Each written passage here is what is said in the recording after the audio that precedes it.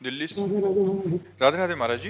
महाराज जी, क्या संसार में जो कुछ भी होता है वो कर्मों के नियम से होता है या ईश्वर की इच्छा से होता है? नहीं, कर्म तीन प्रकार के हैं। एक संचित कर्म, एक प्रारब्ध और एक क्रियमाण।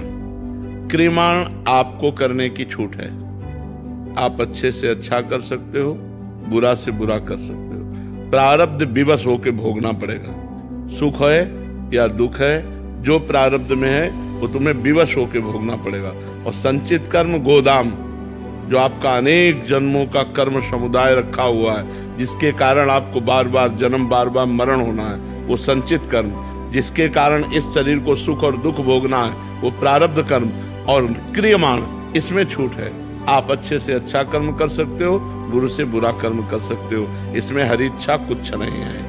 ये कर्मों का सिद्धांत है। अब भगवान की हम शरण में चले गए।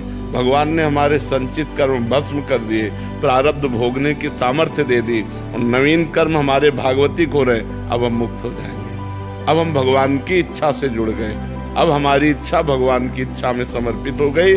अब जो ही प्यारो करे, सोई मोहि भावे। आनंद में जीवन उसका परमार्थ में हो जाएगा। लेकिन जब तक भगवान की शरण में नहीं, तब तक तीन कर्मों से बंधा हुआ जीव बार बार जन्म मरण, दुख सुख, लाभ हानि, जय विजय, इसी में परास्त होता रहता है। इसी में बार बार वो दुख भोगता रहता है। इसलिए मानव जीवन मिला है साधन धाम, मोक्ष कर द्वारा। साधना करके मोक्ष प्राप्त करने के लिए। पलक